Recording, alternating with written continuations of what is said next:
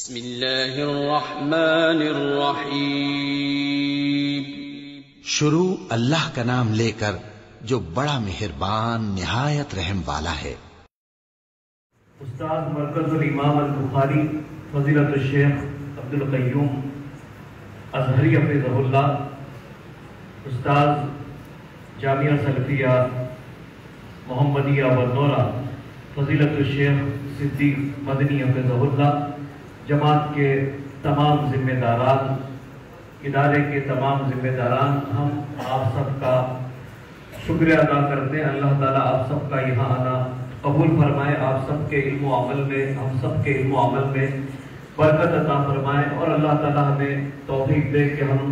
اس طریقے کے پروگرام اور ایسے دورے بار بار قائم کرتے رہیں۔ یہ مجلس ہے، یہ مبارک مجلسیں بار بار منعقد ہوتی رہیں۔ میرے بھائیوں، 5-10 منٹ کے اندر، وقت بہت زیادہ ہو گیا، اپنی بات میں رکھ دیتا ہوں کہ آج علماء کرام کا یہ مجمع، اتنی بڑی تعداد جو ہم دیکھ رہے ہیں، اور اتنی بڑی تعداد میں علماء جو یہاں تشریف رکھتے ہیں، گجرات کی تاریخ میں، یا یہ کہیے کہ جماعت اہل حدیث گجرات کی تاریخ میں کسی دور میں، کسی وقت میں، کسی سال میں علماء کی اتنی بڑی تعداد کبھی نہیں پائی گئی۔ یہ اللہ رب العزت کا بہت بڑا فضل و کرم ہے کہ آج گجرات میں 300 سے زائد علماء الحمدللہ موجود ہیں، اور خصوصاً اس خطے میں تقریباً 220 سے 225 علماء کرام موجود ہیں۔ اتنی بڑی جماعت ہمارے سامنے موجود ہے، لیکن اس کے باوجود بھی آج کے اس دورے تدریبیات کے اندر، صدارتی کلمات کے اندر، میں اتنا کہنا چاہوں گا کہ جو خدمات ہمارے سلف کر کے گئے، ہمارے اکابرین نے جو خدمات انجام دی، اس پر ہماری ایک نظر ہونی چاہیے۔ کوئی ایسا فیلڈ نہیں ہے، کوئی ایسا فن نہیں ہے کہ جس کے ماہرین ہمارے پاس موجود نہ تھے۔ اگر ہم مناظرین کی بات کریں، اگر ہم مصنفین کی بات کریں، مدرسین کی بات کریں، یا عربی ادب، عربی زبان و ادب کے حوالے سے بات کریں، ہر فن کے، ہر فیلڈ کے ماہرین کی ایک جماعت تھی۔ ہماری یہ جماعت اور ہماری یہ تاریخ آخری، اگر ہم 150 سال، 170 سال کے اوپر نظر ڈالیں، علماء کرام کی تعداد بہت کم تھی، لیکن ان کی خدمات بہت وسیع تھی۔ انہوں نے بحیثیت امام، بحیثیت مدرس، بحیثیت مفتی، بحیثیت حافظ قرآن، بحیثیت عالم دین اپنی ذمہ داریوں کو بخوبی نبھایا۔ انہوں نے مثبت انداز میں کام کیا، خیر اور بھلائی کا کام وہ ہمیشہ کرتے رہے۔ میرے بھائیوں، اگر ہم امامت کی بات کرتے ہیں تو امامت کو اگر ہم لے لیں تو بھی ہمارے پاس، ہمارے جماعت کے اندر ہمارے اکابرین کی ایک بڑی تعداد ملے گی، جنہوں نے کسی ایک ہی مقام پر رہ کر، کسی ایک ہی شہر میں رہ کر اس شہر کی صورتحال کو بدل دیا۔ آج امیر محترم یہاں پر موجود ہے ممبئی سے، میں عرض کرنا چاہوں گا کہ ہمارے سورت سے متصل ایک گاؤں ہے وریاؤ، اس وریاؤ کے ایک عالم دین تھے مولانا محمد جعفر صاحب۔ مولانا محمد جعفر صاحب نے 1892 سے لے کر 1937 تک مومن پورہ اہل حدیث مسجد کے اندر امامت کروائی۔ وہ وہاں پر دعوت و تبلیغ کے فرائض انجام دیتے تھے۔ ایک بہت بڑا عرصہ ہے یہ کہ کسی مسجد کے اندر کوئی شخص جو ہے 45 سال، 50 سال، 40 سال کا خدمات انجام دے۔ اور مولانا محمد جعفر وہ شخصیت تھی کہ اس زمانے میں ہندوستان سے انگریزوں کو بھگانے کے لیے جو شہیدین کی تحریک چلی تھی، تو انہی کے حکم کے اوپر اور انہی کے افراد کے ساتھ مل کر کے وہ کام کیا کرتے تھے۔ اس کی ایک بڑی تفصیل ہے اس میں۔ اسی طریقے سے جب ہم امامت کی بات کرتے ہیں تو ہمیں مولانا عبدالمتین جناگڑھی رحمت اللہ علیہ کو نہیں بھولنا چاہیے، جو ہمارے جناگڑھ سے اٹھے اور انہوں نے بنگلور کے اندر قیام کیا. 38 سال مولانا نے بنگلور کے اندر امامت کی. آج کہنا یہ چاہتا ہوں، کچھ دن پہلے حافظ عبدالحسیب مدنی صاحب آئے تھے تو انہوں نے بتایا کہ جب مولانا ہمارے یہاں آئے تو گن کر کے 2-3 مسجدیں تھیں، لیکن جب مولانا کا انتقال ہوا تو خود بنگلور شہر کے اندر 20 سے 22 مسجدیں ہو گئی. اور مولانا کا یہ علم، مولانا نے امامت کرتے ہوئے درس کے اندر صحیح بخاری کو ختم کیا، صحیح بخاری مکمل. مولانا نے عوام کے سامنے اس کی شرح کی، اس کا درس دیا لوگوں کو. قرآن کریم مولانا خود امامت کے اندر انہوں نے 40 سے زائد مرتبہ امامت کرتے ہوئے قرآن کریم ختم کیا 5 وقتہ نمازوں کے اندر. میرے بھائیوں، امامت کے اندر بہت برکت ہے. کوئی بھی کام جو ہم اور آپ کرتے ہیں ہمیں اس کام کو چھوٹا نہیں سمجھنا چاہیے. اسی طریقے سے اگر ہم مدرسین کی بات کریں، کوئی بھی شخص جو علم حاصل کر کے آیا ہوا ہے اسے اپنی زندگی جو علم ہی کی راہ میں لگا دینی چاہیے. اسے یہ نہیں سمجھنا چاہیے کہ میں کوئی بہت چھوٹے جامعہ کا فارغ ہوں یا میں اتنا بڑا کام نہیں کر سکتا ہوں. 1910 میں مولانا عبدالجلیل سامرودی رحمت اللہ علیہ مدرسہ دارالکتاب والسنہ صدر بازار دہلی سے جب پڑھ کر آئے تو کسی نے یہ سوچا نہیں ہوگا کہ سامرود جیسا ایک چھوٹا سا گاؤں جہاں پر لائٹ 1974 میں آئی، مولانا کا انتقال 1972 میں ہوا، لائٹ بھی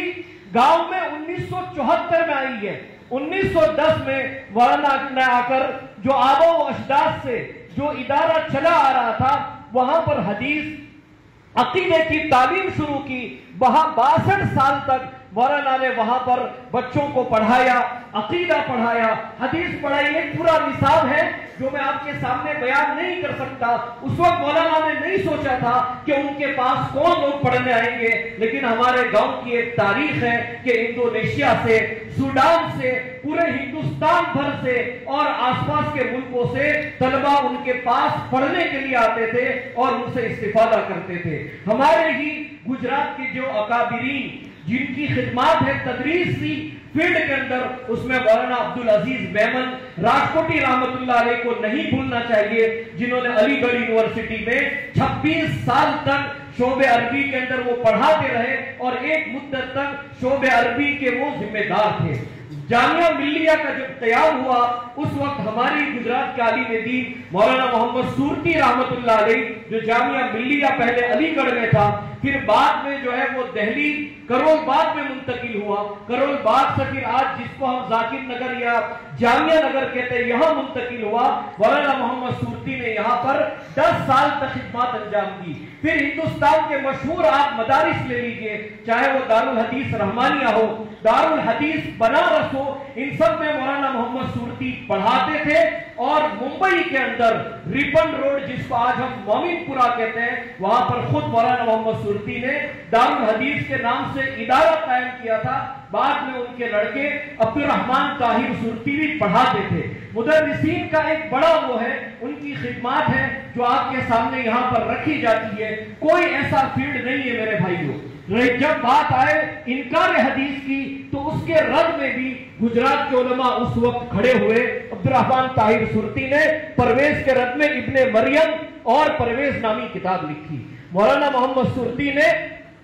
اور مولانا اسلم جیراج پوری کے رد میں عالم برزخ اجروع قرآن مجید کتاب لکھی. مولانا عبدالجلیل سامرودی کے کئی مقالات حدیث اور اصحاب الحدیث اس موضوع کے اوپر آپ پڑھیں گے. اور مولانا محمد جوناگڑھی رحمت اللہ علیہ کی آپ محمدیات کو دیکھ لیجئے. شیعت کی اگر رد کی ہم بات کرتے ہیں تو شیعت کے رد میں لکھنؤ سے ایک رسالہ نکلتا تھا النجم. النجم کے اندر مولانا محمد سورتی نے سلسلہ وار شیعوں کے عقائد کا رد کیا، ان کی طرف سے اٹھائے جانے والے اعتراضات، اس کے جوابات مولانا محمد سورتی نے دیے. اسی گجرات سے جوناگڑھ کے اندر ایک میاں نذیر حسین محدث دہلوی کے شاگرد تھے مولانا عبداللہ عنایت اللہ جوناگڑھی، اور وہ مولانا محمد جوناگڑھی کے بھی استاد تھے. جس زمانے میں رنگون برما میں قادیانیوں نے فتنہ اٹھایا اور قادیانیت زور پکڑنے لگی، اس وقت انہوں نے ایک کتاب لکھی الامر قد استحکم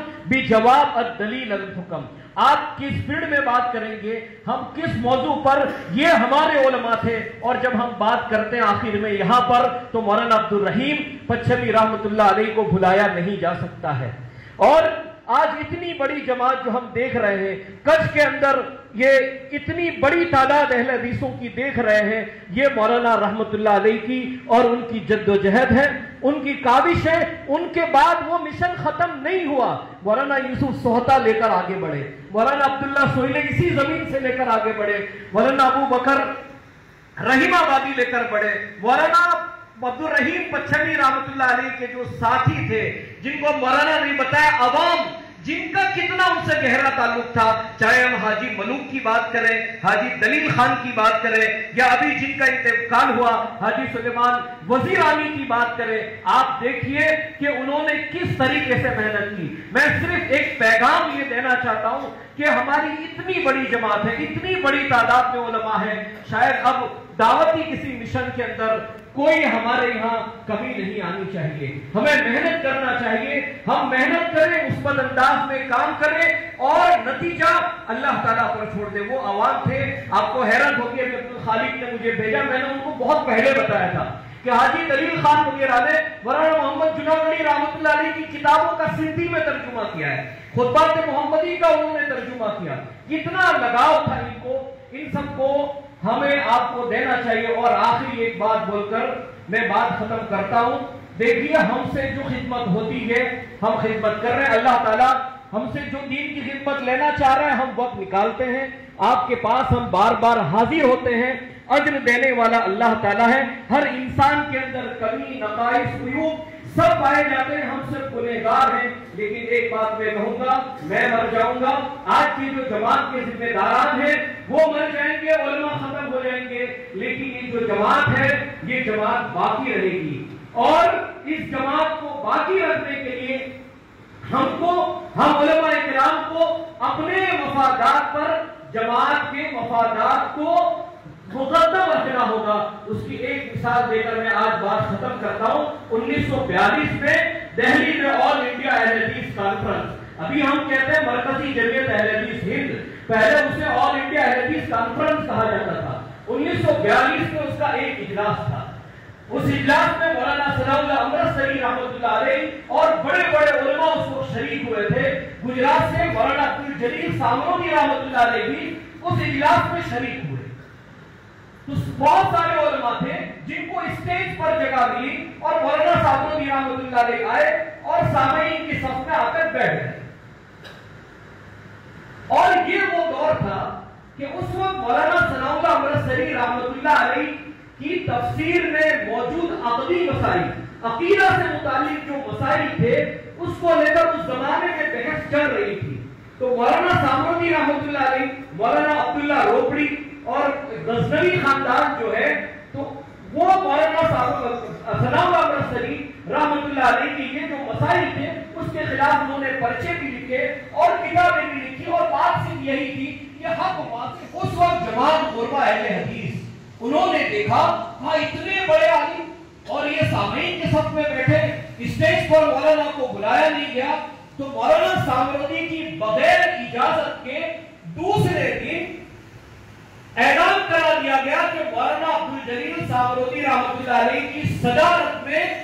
دہلی کے اندر جو ہے اجلاس ہونے جا رہا ہے۔ راتوں رات ہر جگہ پر پوسٹر لگا دیے گئے، مولانا عبد الجلیل سامرودی رحمۃ اللہ علیہ سے نہیں پوچھا گیا۔ رات میں جب مولانا کو پتا چلا کہ یہ تو پوسٹر لگے ہوئے ہیں اور ہماری جماعت غربا اہل حدیث نے میری صدارت کے اندر کل پروگرام رکھا ہے، تو اس وقت مولانا کا قیام جو ہے بلی ماراد میں ایک مدرسہ ہے جامع اعظم،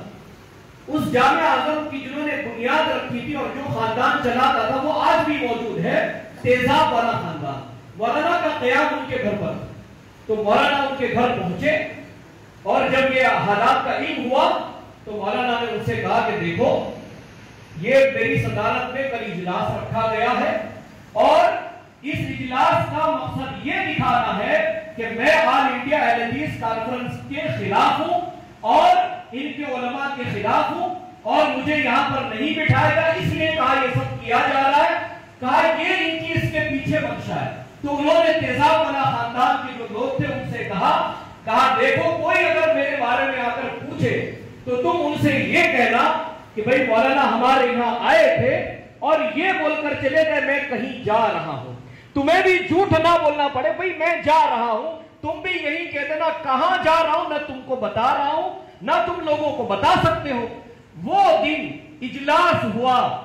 وہاں پر لوگ انتظار کرتے رہے کہ بھئی مولانا سامرودی آئیں گے، لیکن پورا دن مولانا غائب رہے، کیونکہ مولانا پہچان گئے تھے کہ اس اجلاس کا مقصد اہل حدیثوں کے درمیان تفریق پیدا کرنا ہے، لوگوں کو لڑانا ہے۔ دوسرے دن مولانا آئے، پھر وہ سب جماعت کے لوگ آئے، غربا جماعت اہل حدیث کے لوگ آئے، کہا مولانا ہم نے آپ کا اشتہار میں صدارت میں نام ڈالا تھا، آپ نہیں آئے، ایسا ہوا یہ ہوا، اور لوگوں نے ان کو سنایا بھی کہ بھئی آپ نے مولانا کا نام ڈالا، بڑی شخصیت تھی، کہا لوگ آئیں گے، لوگوں نے آیا، دیکھا مولانا نہیں، یہ لوگ اٹھ کر چلے گئے۔